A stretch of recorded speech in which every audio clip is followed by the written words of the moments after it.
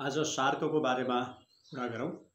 Shark SAARC अर्थात् south Asian association for regional कोअपरेसनलाई छोटोमा shark भनिन्छ। यसको नेपाली नाम दक्षिण एसियाली क्षेत्रीय सहयोग संगठन भन्ने हुन्छ। यो सन् 1985 डिसेम्बर 8 मा स्थापना भएको हो। सुरुवातमा यसका सदस्य राष्ट्रहरूको संख्या 7 भए तापनि अहिले यसका सदस्य राष्ट्रहरूको संख्या 8 पुगेको छ। ती 8 देशहरू हुन् नेपाल, भारत, बंगलादेश, मालदिभ्स, श्रीलंका, भुटान, पाकिस्तान र अफगानिस्तान। सार्क खास गरिकन यो दक्षिण एसियामा अवस्थित देशहरूको बीचमा आपसी सहयोग गर्नका लागि स्थापना भएको हो र यसका उद्देश्यहरू यस प्रकार रहेका छन्। दक्षिण एसियाका जनताहरूको हितलाई अभिवृद्धि गर्ने र उनीहरूको जीवनस्तरमा सुधार ल्याउने।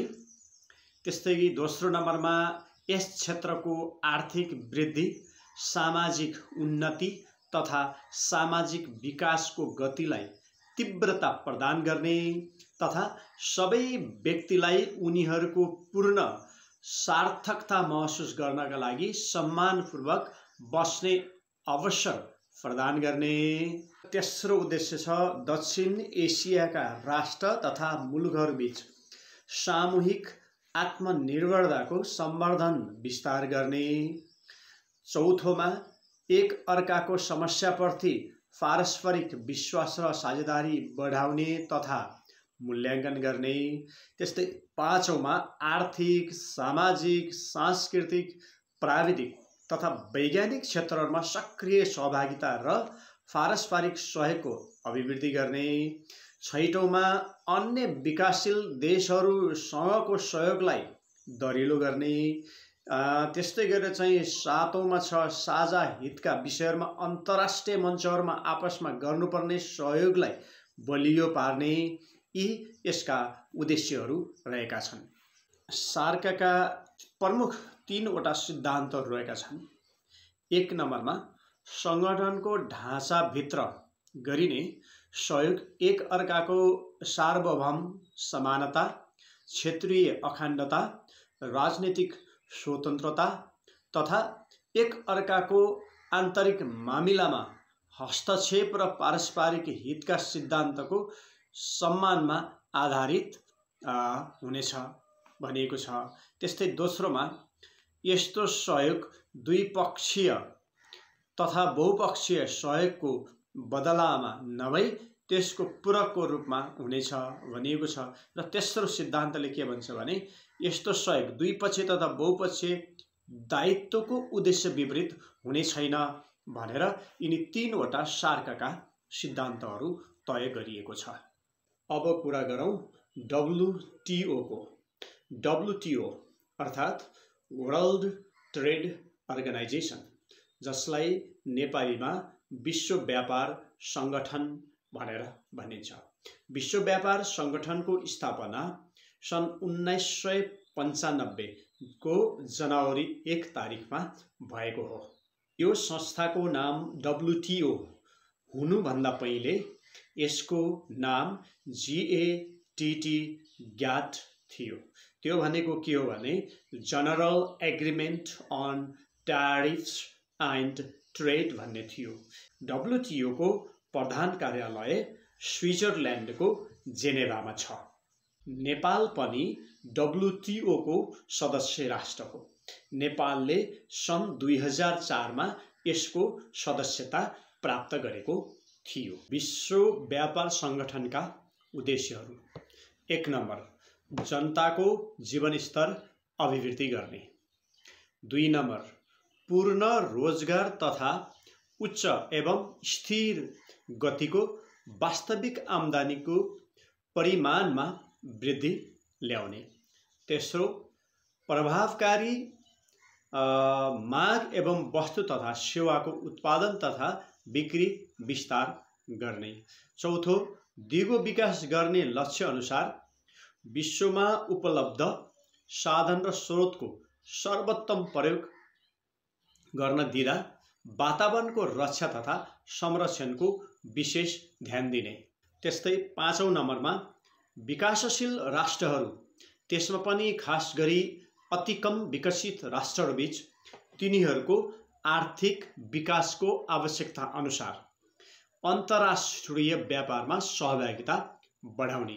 र 6औं नम्बरमा उपयुक्त उद्देश्यहरू हासिल गर्न एकीकृत व्यवहारिक तथा निस्वार्थ बहुपक्षीय व्यापार प्रणाली विकास गर्ने भन्ने यसका 6वटा उद्देश्यहरूको बारेमा उल्लेख गर्न सकिन्छ।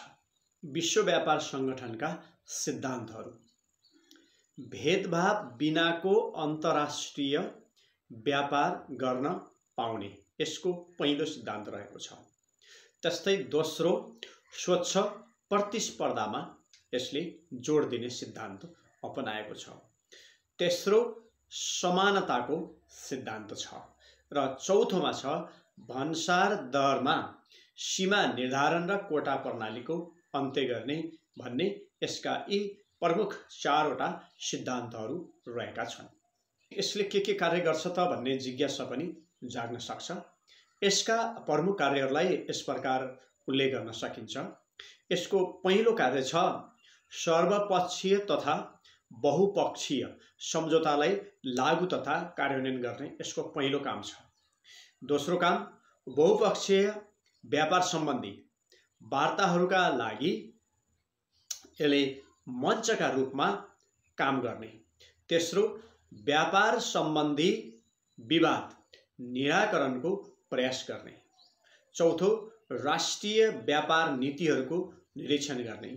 5औं, विश्व आर्थिक नीतिहरूको तर्जुमा संलग्न अन्य अन्तर्राष्ट्रिय निकायहरूसँग सहयोगात्मक सम्बन्ध कायम गर्ने यसका प्रमुख कार्यहरू रहेका छन्, अर्थात् कामहरू रहेका छन् भनेर भन्न सकिन्छ। अब कुरा गरौँ बिमस्टेकको। BIMSTEC लाई बिमस्टेक भन्ने नामाकरण गरिएको छ। बिमस्टेकको प्रारूप हुन्छ the bay of Bengal initiative for multi sectoral technical and economic cooperation लाई बिमस्टेक भनिएको हो। यसको स्थापना सन् 1997 मा भएको थियो। दक्षिण एसिया र दक्षिण पूर्वी एसियाका 7 राष्ट्रहरू यसका सदस्यहरू छन्। ती 7 राष्ट्रहरूमा 1 बङ्गलादेश, 2 भारत, 3 श्रीलङ्का, 4 थाइल्यान्ड, 5 भुटान, 6औँमा म्यानमार र 7औँमा नेपाल गरी यसका 7वटा देशहरू यसका सदस्य राष्ट्रहरू रहेका छन्। नेपाल सन् 2004 मा बिमस्टेकको सदस्यता प्राप्त गरेको हो। बिमस्टेकको लक्ष्य, यसको एकमात्र लक्ष्य के रहेको छ भने दुई तथा बहुराष्ट्रका बीचको सम्बन्धलाई विभिन्न सहयोगका माध्यमबाट सुदृढ गर्नु यसको एकमात्रै लक्ष्य रहेको छ। अब कुरा गरौँ यसका उद्देश्यहरू। बिमस्टेकका उद्देश्यहरूलाई यस प्रकारले उल्लेख गर्न सकिन्छ। 1 नम्बर, तीव्र आर्थिक विकास गर्न सक्षम वातावरणको सिर्जना गर्नु बिमस्टेकको पहिलो उद्देश्य हो। 2, विकासका उपक्षेत्रको सामाजिक विकासको गतिमा तीव्रता ल्याउनु। त्यस्तै 3 नम्बरमा साझा चासोका मामिलामा सक्रिय साझेदारी र आपसी सहयोग वृद्धि गर्नु। त्यस्तै गरेर 4थोमा प्रशिक्षण र अनुसन्धान सुविधामा वृद्धि गर्न एक अर्कालाई सहयोग प्रदान गर्नु। 5, सदस्य राष्ट्रहरूको राष्ट्रिय विकास योजनाहरूको सफलताका लागि प्रभावकारी सहयोग गर्ने। 6, वर्तमान अन्तर्राष्ट्रिय र क्षेत्रीय सङ्गठनहरूसँग घनिष्ठ र लाभदायक सम्बन्ध कायम राख्ने यसका प्रमुख उद्देश्यहरू रहेका छन्। बिमस्टेकका सिद्धान्तहरू। बिमस्टेकका सिद्धान्तहरू यस प्रकार भन्न सकिन्छ। खास गरिकन यसका सिद्धान्तहरू चाहिँ 1 नम्बरमा बिमस्टेकका सदस्य राष्ट्रका बीच सार्वभौम